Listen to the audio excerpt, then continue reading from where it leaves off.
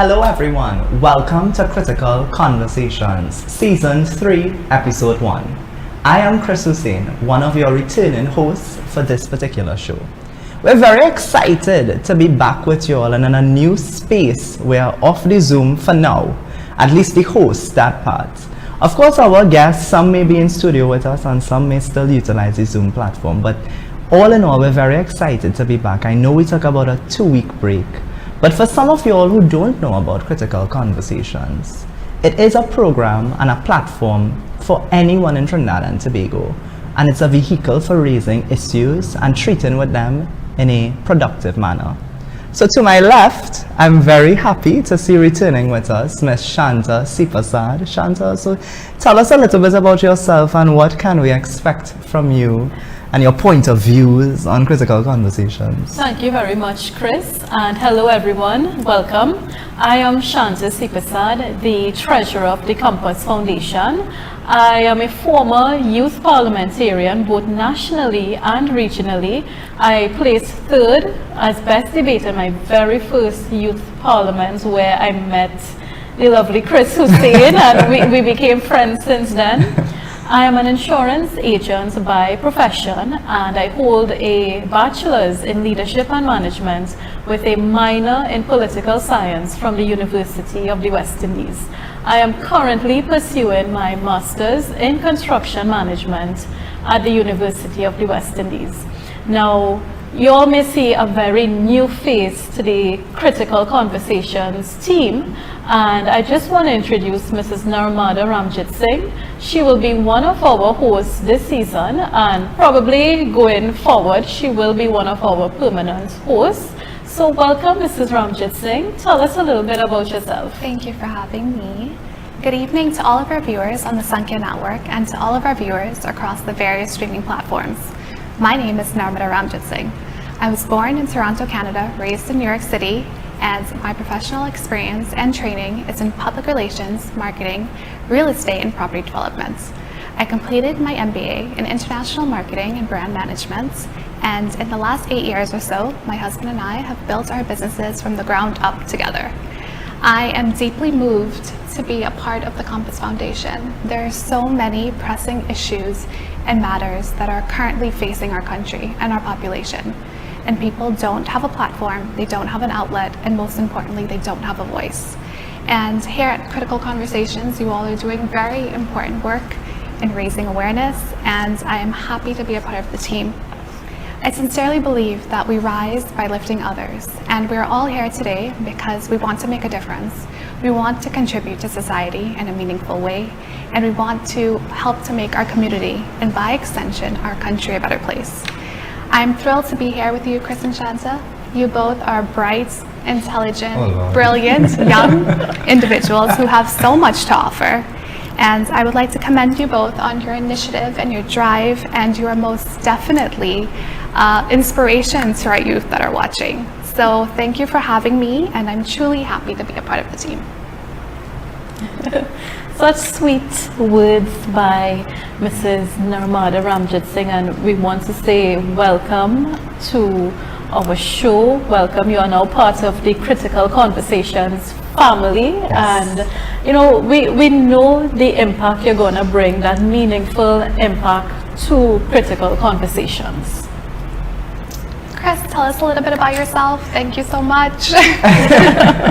Well, I, like Shanta said earlier on as well, I'm a former national and regional youth parliamentarian. But besides the youth parliament aspect of me, my youth work interest dates back to my tender age of possibly maybe even 13 or 14 years old. I was a part of the RBC Young Leaders Project, and I was always much involved in advocacy and youth advocacy, and so it led me to the youth parliament. I was on the student guild, so I was always interested in that kind of thing. But apart from that, I have a little announcement as well. In November, I will be graduating from the University of Trinidad and Tobago with my Bachelor of Applied Science in Process Engineering. So yes, so I know sometimes it's conflicting. So he's an engineer, or he likes to talk about politics, you know. So that could be a bit interesting. But listen, this is Trinidad and Tobago, and this is Critical Conversations. So we're going to be doing things a little bit different this season. So yes, we will have our guests join us, perhaps on every episode. Some episodes it may just be us alone. We'll see how things develop. But we have a new segment for the start, and I know that Narmala, you're going to lead us off in that segment. Yes. So let's look at our newest segment. It's called Hot Topics of the Week, and we would look at current events that are currently happening throughout the week. This week we have some exciting news. We saw that our MP for Tabaquite, Miss Anita Haynes, got married. So we would like to extend heartfelt congratulations to her and her husband, Mr. Adissa Allen. Congratulations to the newlyweds on behalf of the Compass Foundation. And also this week we saw that the national awards were given out at the President's House. So congratulations to all the recipients, right? You all did tremendous work, and we would like to congratulate you. This week, we also saw an excellent article in the Newsday written by MP for Chaguanas West, Mr. Dinesh Rambali. It was titled After the Outrage. Chris, take us into it. So I looked at this article. I remembered I read it in the papers earlier this week, and it's a very good article. You know, you got to understand from Mr. Rambali's point of view, not just the politician part, but he's an attorney at law, right? There's a part in this article, an excerpt that I want to read, and I want to ask some questions to my co-host. When leadership, so he's speaking about crime. For some of you all who don't know, so he's speaking about crime, he's speaking about changes in leadership, of course the government of the day and the responsibilities, the accountability factor. He speaks about the perspective of the not just the legislator but the attorney. So very, very, you know, substantive points that he made. And he said when the leadership feels as threatened as the citizens, that is when change will come. He went on to say, when the leadership changes, the country will change. Shanta, do you believe that when the leadership changes, that the country will change? I think so. I think that in order for progress to happen, you need to have some sort of shake-up, some sort of change happening. And as a country, we always see once there's that wind of change, persons will fall in line, or they would follow that change. And I think this country has been going along the path of stagnation, and there isn't anything new. Everyone feels you know, they could do things and get away with it, and no consequences. No consequences for your actions. And we see crime is rampant, and the politicians, they are not doing anything about it. The police, they are under resourced, and it's a stressful situation for them. Now, I think that depends on that political will, political change for so you think things so to happen. You agree? I agree definitely. Of course, I know you spent some time Yeah, so in New York. I did, and there's a quote that I love, right? The measure of intelligence is the ability to change, by Albert Einstein. Say that again. The measure of intelligence is the ability to change. Okay. You know, coming from out of the country, it is evident that there's a two-party system in the country, right? Let's be real. And if you're unhappy with one party, it makes sense that you vote for the other. So I don't know. What? No, let me put it to you all this way. You know, is it that we have a tendency? So in 2010, there was a campaign, Vote for Change. We all recall that. You know, we wanted change in the country, Right. from the governing party of the day, right? Right. And of course, they won overwhelmingly. I believe 29 seats, if I'm not mistaken. But here's the thing, though: is it that we vote in a government, or we vote out. I'm of the belief that I think we vote out government. Now, I want to bring up a very important point. We had a litmus test. We had a litmus test recently, August the 14th, and I know, I recall the date because it's my mom's birthday. So happy belated birthday to you. But August the 14th, we had a litmus test, which would have been the local government election. I think that would have been the lowest voter turnout in the past decade. If it 30.47%, if I'm not mistaken. Local government, we usually see a low voter turnout, but not that. Not so low. So is it just easy to say, well, we don't like this party, and we're going to just, by default, vote in the next party?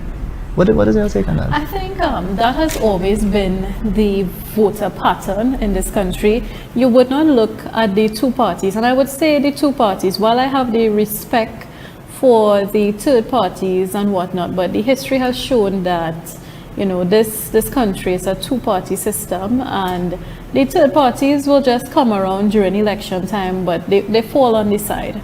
And you think the third parties fell on the side for the local government election? Well, we saw the United National Congress joining with the NTA, so I would not say that political third party fell on the side. We saw the third parties came around, they joined with the opposition. But what I wanted to say is that because of our two-party system, we don't see, the citizens saying, let me vote in this party. It's always a matter of we are fed up of the present government, so we have to vote them out. You never see, this party has a particular track record. I think they would be best suited for governance. Let me give them an opportunity or vote them in. It's not like that. You're always fed up. Once the citizens are fed up, you vote them out. So basically, you're choosing the better of the two evils when it comes to election time. What is your take on it? Do you think it's the better of the two evils? You think it's really about fit for purpose? I honestly think that a lot of people don't understand the importance of local government. It's not something that's advertised and publicized. And I've watched interviews on the news, and the question was asked, and people on the side of the street, they didn't know how to answer it. They didn't know the difference in elections. They know there's two elections. One is more important than the other, but they're not quite sure. Well, I can give you all a view as it pertains to young people, right? Or, the way they like to gallery us for elections, the youth vote, and all of these things. I think that no one is really speaking to us. I can say that no one is speaking to me. And why I say no one is speaking to me is because you have persons who don't understand our language. And when they try to understand or attempt to speak to us, they insult us with what they perceive young persons to be interested in. But we want to develop the nation. We want to be a part of proper conversations, productive conversations, critical conversations. This local government election, I was actually hoping. Now, we saw the government bring local government reform. Now, I personally think it was brought in a very vague manner, because I tried to understand the aspects of the reform, but I did not see anything to my satisfaction. I really thought that they would have probably appealed to the young persons in the way of, this is the development that we are going to do through the local government bodies. And I think that is something we did not see, because I, as a young person, I use the roads every day. I want to know, what is the status of our roads? How is local government going to tackle this? What are the plans of each borough or corporation? And that is something we did not see. We saw the government campaigning on this local government reform, and they made it appear as if it was a magic wand that would be waved and everything will be fixed one time. You mentioned something there about plans. If you saw plans that were going to be put in place, you would be more motivated to go out and vote, right? Yeah. There were concrete plans by every borough, every corporation, to be implemented and say, if you come out and vote, this is what we're going to do for you. I think people will be motivated. Right. I noticed something when they sit in government though, that, and they tried this strategy in Tobago as well, with their campaign strategy, that there's going to be a systematic change. I think that if you're a new government, let's say you're in opposition and you now get into government, maybe it could work. Right. But you had 5 years before. You are the government of the day. You're the government of the day. Yeah. So you are trying to correct something that you had an entire tenure before to correct, and you did not course correct. So I definitely agree. But we also had the opposition, and they provided their plans, which would have been secure TNT. They Right. spoke a lot about stand your ground. Of course, it's still 7-7. It's still 7-7. I think that one of the, again, young people and how you speak with us, you have to be very careful, because in the category you place young persons in your messaging, because we are not just a stereotype. Oh well, they're young, they like that. They Yeah. like this kind of music. Absolutely. They like this kind of dance. They like to do this. They like to hear that. No, young people, yes, that is possibly a group of young people. I think I am the type of young person who's all around. I like a little bit of everything. But they are young professionals. They are young persons who are into sports. They are young academics. They are young gamers. Let's not forget the young influencers. That is a way to make money Yeah. nowadays. So where's that sort of conversation? We could one kind of conversation where there was an attempt to engage us, and well, the results told a different story. The lowest voter turnout for a local government election. And you know what's interesting? We have a general election within 2 years, and you would think that citizens would think, well, listen, this maybe this is the time to voice through my voting power, but it just wasn't done. It was not done at all. It comes down to leadership. It comes down to leadership. It comes down to your message and your Yeah. messengers. I think that's what it comes down to. But this is all the time we have for the first segment, Hot Yeah. Topics. And we want to just close off for now, but we'll be back with our guest who's next, so stay tuned.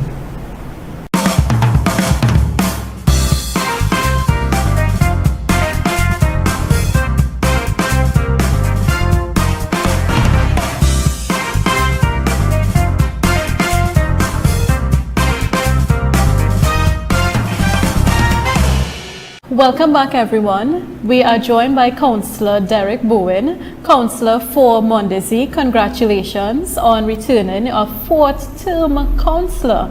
On behalf of the Compass Foundation, we want to say a job well done and congratulations to you. Now, we saw earlier this month you resigned as PRO of the Labre Constituency Executive, I believe, of the United National Congress. Now we are hearing some talk of certain things happening at council, different motions being moved and voting accordingly. Can you give us some insight as to what is happening at the Siparia Borough Corporation? Hi. Okay. Good night, everyone. Good night to your viewers. And good night to all you beautiful presenters, Chris. I seem to have gone off the air. Right. So let me start by the issue on the Labre Constituency Executive. As most people know, I live in Faizabad. I have just a very small PD that falls into Labre. However, I worked with Mr. Victor Roberts during the 2020 election,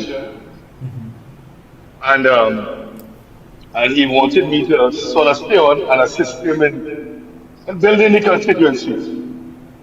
It was, from very early on, I told him it was a bit challenging for me, because what I do in the council and other work, it's a bit challenging, but I took up the challenge because I wanted to help build Labre. It's one of my goals. But I also told him that after the local election, I would want to give it up, because I was expecting that reform would kick in and there would be a lot more work on our hands. So So while the media took it as something as it be related to the mayor, because at the time it happened, it really was not that. Okay. But you could understand. I did hear that. Councillor, but you could understand and No, appreciate. let me say this. If I made it quite clear that my issue in resigning has nothing to do with who the party selected as the mayor. okay.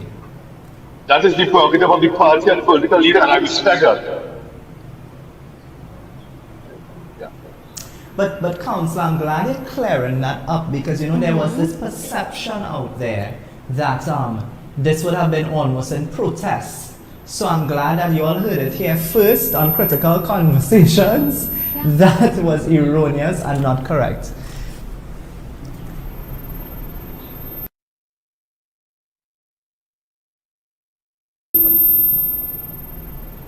As it relates to what happened yesterday, okay, let me explain how this works. We at Siparia are probably the only corporation that actually gives the chairman or the mayor's office a share of our PSIP. There's a discussion there. A little, yeah, a little. I don't know if you heard me. Yeah. Right, so our PSIP, so our development program, the office of the chairman, which is now the mayor, a share of that pie. It happens nowhere else. I'm sure of it. And the reason why is that the office holder can have a little body. We had two aldermen chairmen at back in the time, if you remember, Dr. Glenn Ramadar Singh and recently Dr. and Mr. Dinesh Tankar Singh. So they were aldermen. And not having an electoral district, they had no money, nobody, so they would have used that. However, we would spend that money in consultation as a team.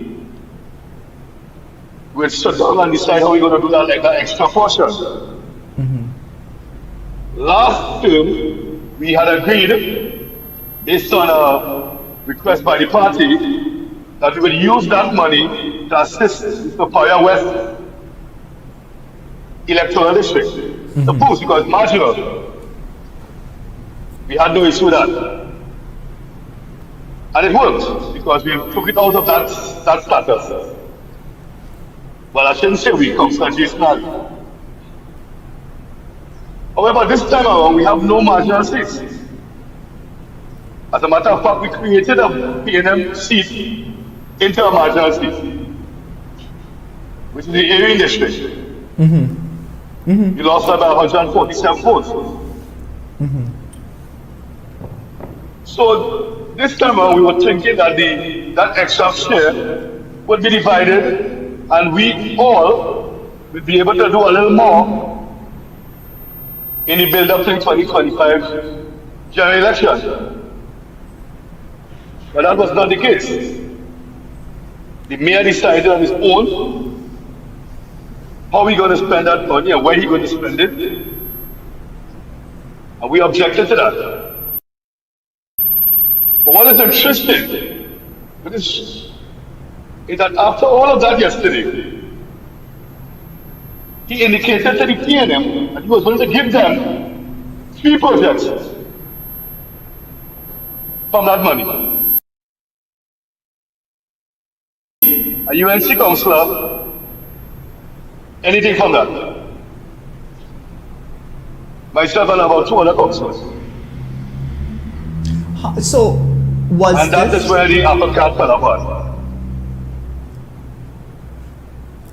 Councillor, was this a motion? What was the procedure and how this was done? Because from the information we have, we heard that it may have been a motion and there were like possibly 5 votes or 3 votes against or 4. Could you explain?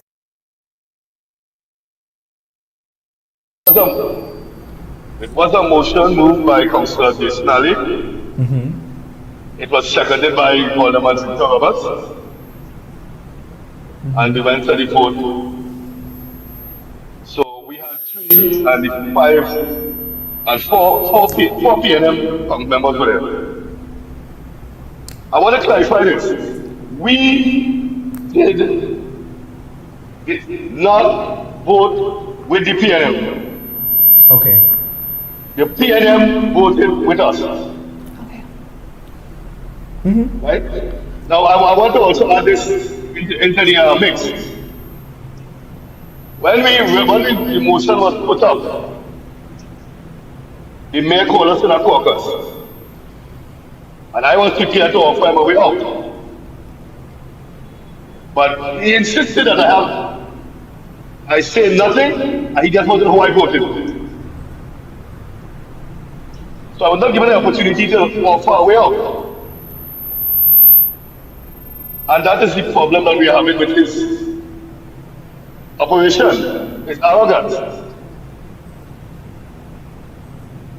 And I will tell you this.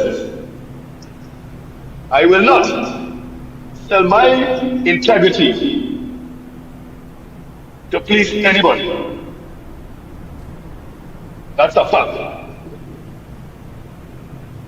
So I will always stand for what I believe is correct and fair. That's my position. Councillor, can you,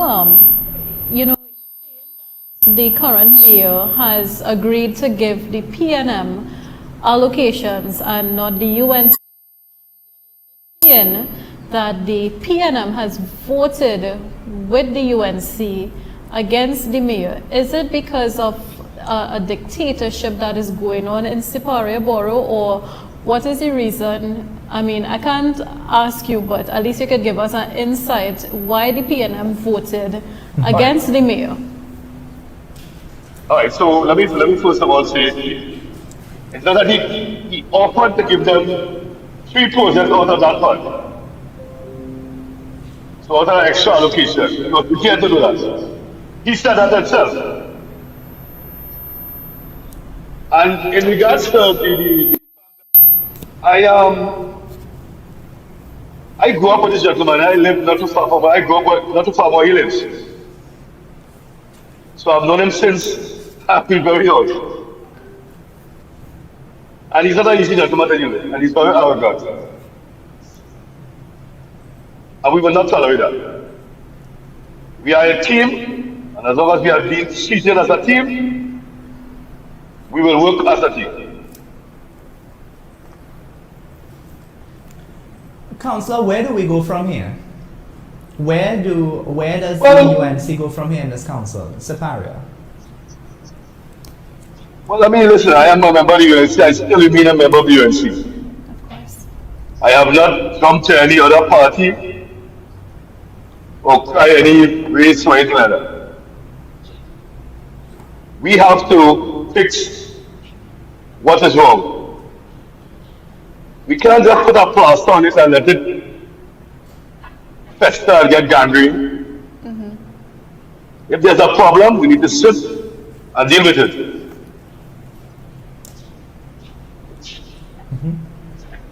Is there any structure? It makes us stand behind. Sorry? Is there any structure put in place for conflict resolution?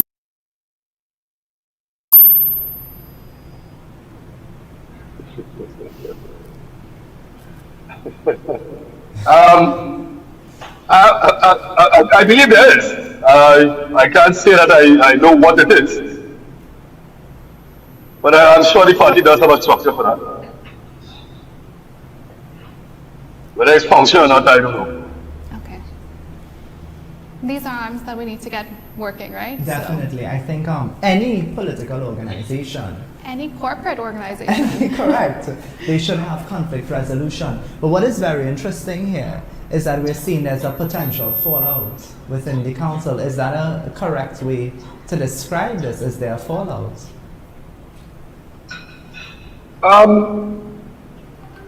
We are prepared to work and do the work of the people. That's what we were elected to do. It's your fourth term. And we believe, yeah. Yeah. You must So, be loved, right? It's important.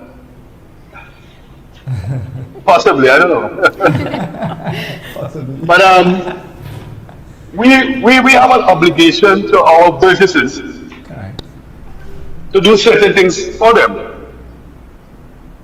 And it is unfair that I would have to sit down and do 100 feet of boxing while another man doing 300 feet at technically my expense. I have no problem with sharing. I have no problem with working around and finding ways to solve the problem. But I will say this again, nobody is going to make a fool of me. I am here to serve, and I will do everything I can to serve my people. Councillor, do you think this action is deliberate victimization towards you? No, I won't go to that extreme. Okay. If it goes further, I will let you know. Oh Lord. If that develops, I'll let you know. Yeah. But I won't say that at this point in time. So, Councillor, before we wrap up this interview, because we're running out of time, is there any final statements that you want to leave with us or with our audience? Yeah, listen, Diego. We have to come out of the partisan and the Indian African politics and because let me tell you something. When the suffering starts, it's the suffering the Indian, the African, the Chinese, everybody. I have never seen a bandit come in your house and a super party card. So they're robbing and killing every single one of us.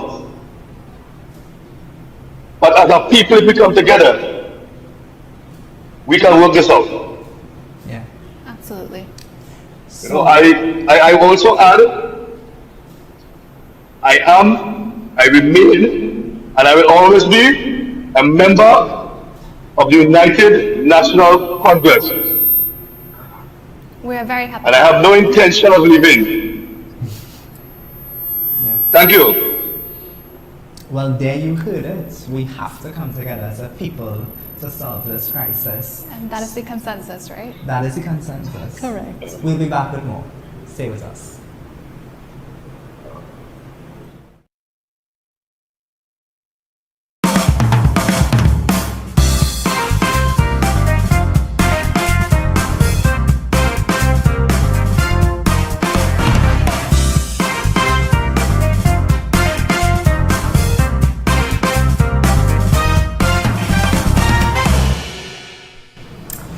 Welcome back, guys. So we want to thank you all for joining us on our first episode of season 3, guys. This was an experience, to say the least.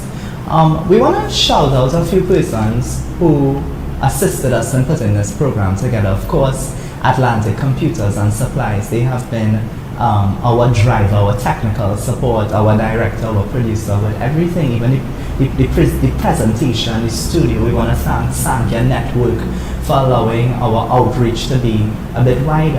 And of course, we want to thank you, the viewers, for tuning in, and let us know in the comment section. Please follow us on all of our social media platforms. We are on Instagram and Facebook, so check us out at the Compass Foundation TT. I also want to thank my hosts, my two hosts, and I really want to thank Councillor Bowrin. Some interesting events, taking place there in Siparia, and of course we'll keep you abreast with further developments within that area. But for now, we are still the Critical Conversations team, and we will be seeing you next week. Take care.